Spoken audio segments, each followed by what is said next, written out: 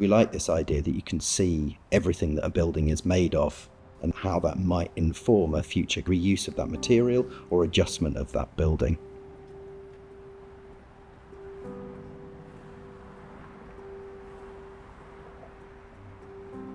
When I saw the plot initially, I couldn't believe that one could fit a house on it. It just didn't seem big enough. And then when Will started running through the plans with me and I saw how cleverly the house worked, I think it's actually quite a modest house that sort of seems to blend in with our neighbours. I guess we didn't want to be the new kids on the block. The house is in Crystal Palace in South London. In the house, it's me and my wife Sam, and then our children Max and Poppy. I think the house, like all of our projects, kind of relates quite strongly to its setting. The house kind of steps up the hill. It follows the form of the kind of semi-detached houses as they're moving up the road. And then also the colouring of the brick and the general scale of the detail, I think, relates quite a lot to our neighbours. So we were kind of very conscious that we were going to put a new family home kind of squeezed into the sort of existing fabric of London. I guess the initial brief for the house was to make a home for us.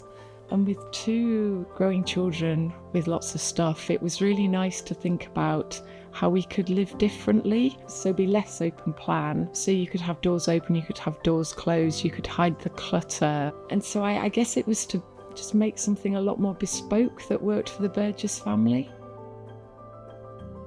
When I was studying as an architect, I worked at a firm called Procter & Matthews, and we had a project in Buckinghamshire.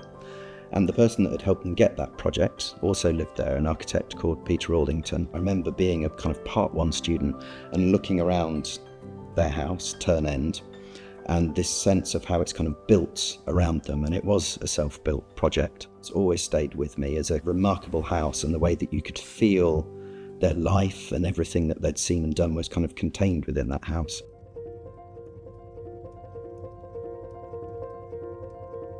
What we like about a building where you can see all the materials internally, it becomes much easier to think about reusing those materials. So if you can literally schedule with your eyes all of the components of a building. Contemporary construction tends to cover everything up with lots of internal linings and lots of layers, and it makes it really difficult to refurbish something. We wanted the house to be brutalist in the early sense of that word, where you could really feel the woodiness of the wood, and there are lots of painted brickwork internal walls. The textures that I like most in the house, I mean, it has to be the wood. It's a big feature of the ground floor. When we first moved in, it smelt wonderful. And I really like the feel of it. We could think about painting it in the future, but at the minute we're just happy with the natural look of it. Externally, the house is predominantly brick. The ground floor has a kind of very sharp, smooth brick, and then the upper floor is a much more textured brick, but tonally they're very, very similar. We like the idea that the house would have this crisp plinth. At the front, the house kind of folds back from the pavement, so it creates this zigzag brickwork bond.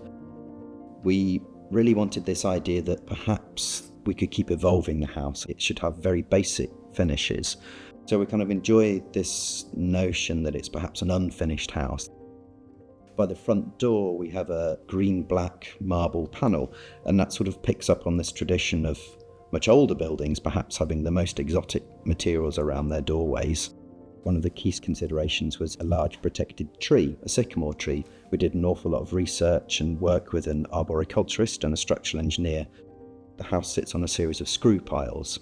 We positioned those screw piles by digging a hand-dug trial pit to look for the tree roots and check where they were. Then you create effectively a kind of rain shadow, so the entire water from the roof is channeled around the house and drops through a giant spout into this rear garden, so that there's always water sitting in that stream whenever it's raining.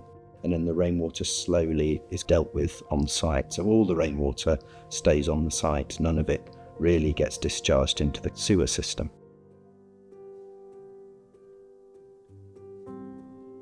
I think the sort of favourite bits of the house change for us through the year. We have this adult sitting room, as it were, in a sense a kind of small, smart sitting room, where all the walls are shelves, and it contains all the things that we've collected over the years, and it's become a kind of cabinet of curiosities, a kind of Wunderkammer in the middle of the house. But it's been completely taken over by our teenage daughter. In the winter we can shut right down and it feels very kind of warm and contained, and it's a really lovely space.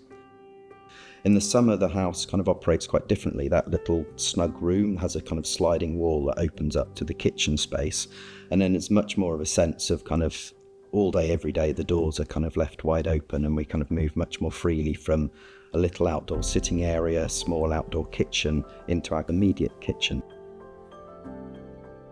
My favourite view in the house is most definitely the one from the window at the top of the stairs, because it's such a lovely view of Crystal Palace Tower. I think the best aspect of the house in many ways is this sense that it's something that we can just keep adjusting and kind of playing with. We can continue to kind of shape it around us as our kids get older, as we get older.